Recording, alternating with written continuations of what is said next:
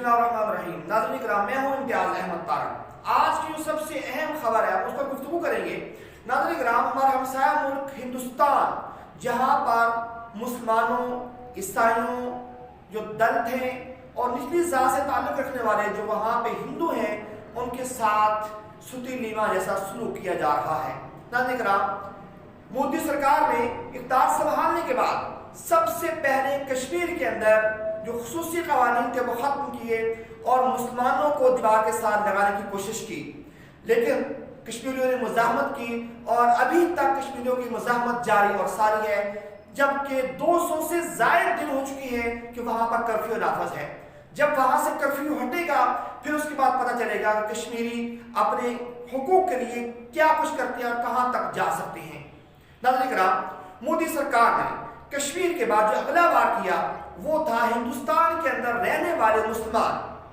وہاں پہ شہریت قانون لے کر آیا، اور وہ قانون لے کر اس نے یہ کیا کہ جو مسلمان یہاں پہ رہ رہے ہیں وہ آ کر اپنے آپ کو یہاں کا شہری ثابت کریں گے۔ ناظرین کرام، ابھی اس وقت دلی کے اندر، بنگلور کے اندر جو لوگ ہیں وہ دھرنا دیے بیٹھے ہیں، خواتین وہاں دھرنا دیے بیٹھے ہیں، لیکن اس کے باوجود دلی کے اندر جیسے ہی صدر ٹرمپ ہندوستان کے دورہ پر آئے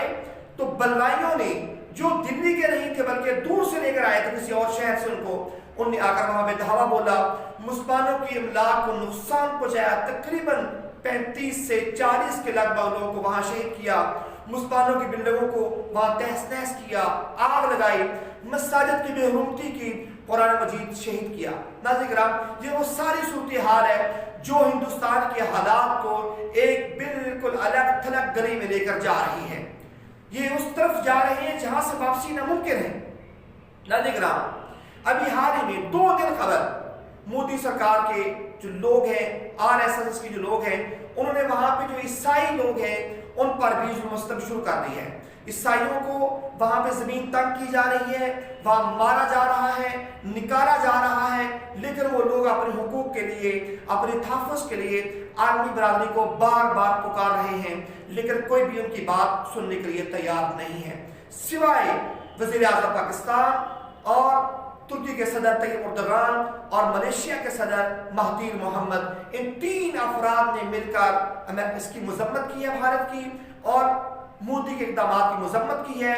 عالمی برادری کو آگاہ کیا ہے یہاں پہ انسانیت کا بہت بڑا قتل عام ہونے جا رہا ہے، آپ آ کر اس کو روکیں، لیکن کوئی بھی آدمی ان کی بات کو سننے کے لیے بالکل تیار نہیں ہے۔ ناظرین کرام، اس وقت جو سب سے بڑی بات وہ یہ ہے کہ ہندوستان کے لوگ اپنے ہی شہر سے تنگ آ چکے ہیں، اپنے ملک سے تنگ آ چکے ہیں۔ اس وقت بھارتی لوگ ہندوستان چھوڑنے کے لیے بالکل بےتاب ہیں، اور صورتحال یہ ہے کہ ہندوستان چھوڑنے والے جو تعداد ہے اس میں 1000% اضافہ ہو چکے ہیں۔ 1000% لوگوں کے وہاں پہ جان و مال، عزت اور آبرو بالکل غیر محفوظ ہے۔ ناظرین کرام، اس وقت سال 2009 میں 4722 ہندوستانیوں نے اپنا ملک چھوڑ کر سیاسی پناہ کے لیے دوسرے ممالک کے اندر درخواستیں دی تھی، لیکن ناظرین کرام یہی صورتحال 2018 کے اندر یہ تعداد 51780 تک جا پہنچی ہے 2018 میں، اور 10 سال کے دوران 996% اس میں اضافہ ہوا ہے۔ ہندوستان کے وہ لوگ جن کی پیدائش وہاں پہ ہوئی، جن کا مال وہاں پہ ہے، جن کی جائیدادیں وہاں پہ ہیں، جن کا سب کچھ وہاں پہ ہے، ان کے اوپر ان کی اپنی زمین تنگ کی جا رہی ہے، لیکن عالمی برادری، اقوام متحدہ، انسانی حقوق کی تنظیمیں، یورپی یونین، کوئی بھی ان کے حقوق کے لیے بات کرنے کو بالکل تیار نہیں ہے۔ ناظرین کرام، اس وقت صورتحال یہ ہے کہ 2009 میں تقریباً 1321 ہندوستانیوں نے امریکہ کے اندر درخواست دی تھی سیاسی پناہ کے لیے،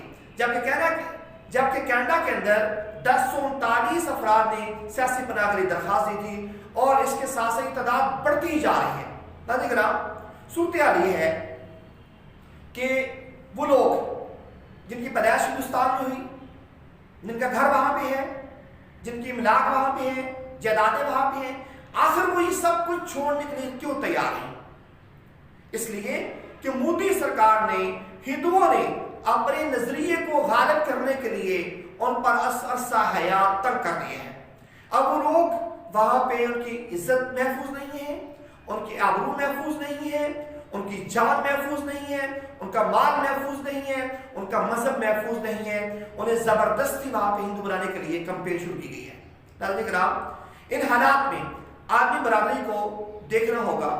سوچنا ہوگا اور ہندوستان کے شہریوں کے لیے انہیں آواز بلند کرنی ہوگی۔ آج تو یہ سب کچھ وہاں پہ مسلمانوں کے ساتھ ہو رہا ہے، لیکن اب یہ عیسائیوں کے ساتھ ہونا شروع ہو چکے ہیں، پھر اس کے بعد جو باقی اقلیتی ہیں ان کے ساتھ بھی ہوگا، اور یہ معاملات کہاں جا رہی ہیں، صورتحال کدھر جا رہی ہے، خطے میں حالات کس طرح خراب ہو رہے ہیں۔ ناظرین کرام، ایک بہت بڑی الارمنگ صورتحال ہے، عربی برادری کو اس پر توجہ دینی چاہیے، اور اگر اس نے آج توجہ نہ دی تو پھر یہ حالات بہت زیادہ خراب ہو جائیں۔